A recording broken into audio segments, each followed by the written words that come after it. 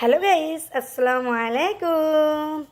আজকাল যেখানেই যান না কেন, যাকেই জিজ্ঞেস করেন না কেন কেমন আছেন, আরে কেমন আছেন বলুন।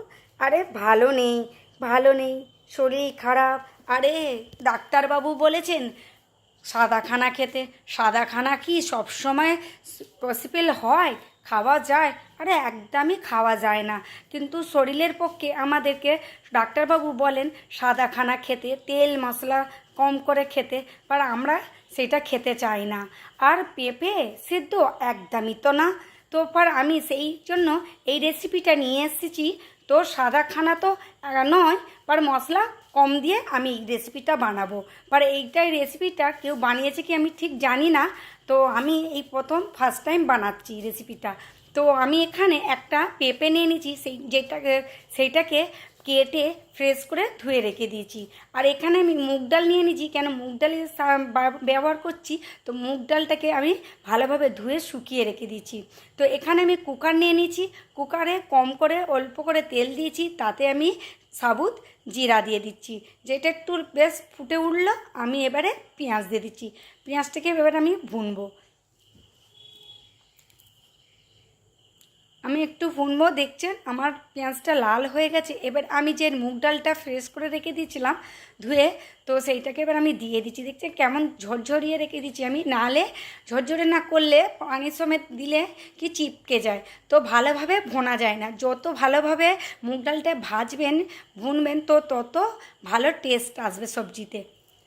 আর এখানে আমি টেস্টের জন্য আমি একটুখানি মুসুর ডাল নিয়ে নিয়েছি, মুসুর ডালটা ব্যবহার করছি। আপনারা চাইলে নাও করতে পারেন, আমি এখানে একটু টেস্টের জন্য, একদম তো খাওয়া যায় না, তো একটু টেস্টের জন্য দিই, তো যাতে খেতে ভালো লাগে। তো ওটাও দিয়ে আমি একটু ভালোভাবে ভুনে নিচ্ছি।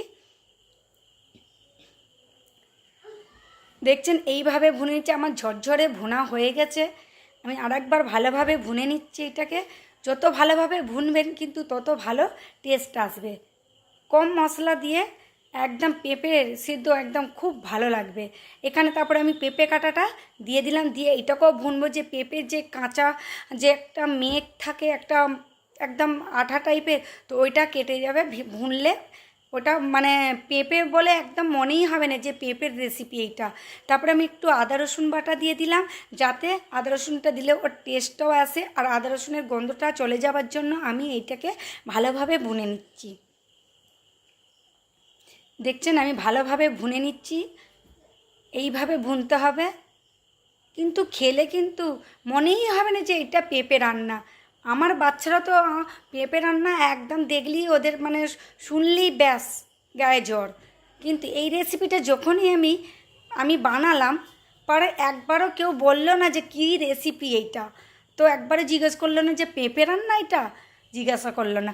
আমার ভোনার পর আমি দিয়ে দিলাম সামান্য আমি স্বাদ অনুযায়ী নুন দিলাম, আর স্বাদ অনুযায়ী হলদি গুঁড়ো, আর কাশ্মীরি লাল লাল লঙ্কা গুঁড়ো।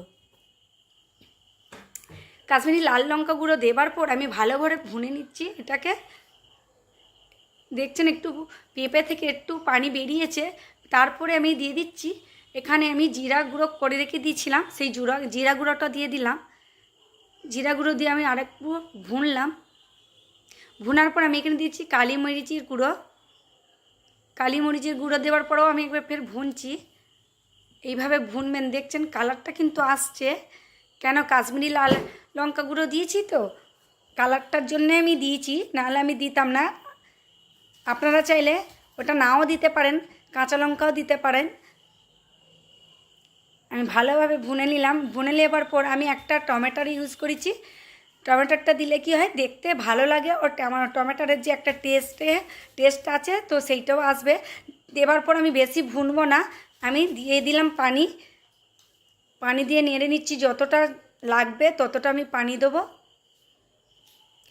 পানি দেবার পর আমি কিন্তু দুটো সিটি লাগাবো, বেশি লাগাবো না, দুটো সিটিতে কিন্তু গলে যাবে। আর ডালগুলো কিন্তু একটু দরদরা থাকবে, দরদরা থাকলেই খেতে ভালো লাগবে। না হলে ডাল পুরো একদম সিদ্ধ হয়ে গেলে খেতে ভালো লাগবে না, আর দেখতেও ভালো লাগে না, ঘাঁটা লাগে। তো পুরো আমার এন্ড তক ভিডিও দেখতে থাকুন, দেখলে বুঝতে পারবেন কীরকম হয়েছে ভিডিওটি।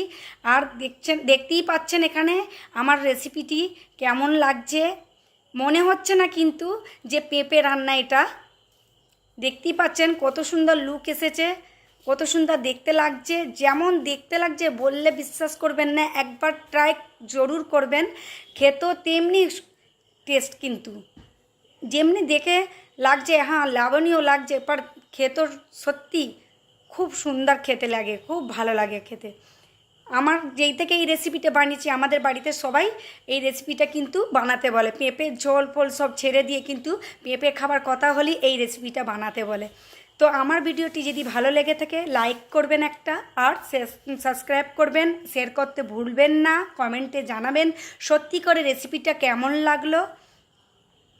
দেখতেই পাচ্ছেন লুকটা কেমন লাগছে, লাজবাব লাগছে। আরে ডাক্তারখানাও ভালো বেশি যেতে হবে না, পেঁপেও খাওয়া হয়ে যাবে, মশলাদারও কম হবে। তো সাবস্ক্রাইব লাইক করতে কিন্তু ভুলবেন না। খোদা।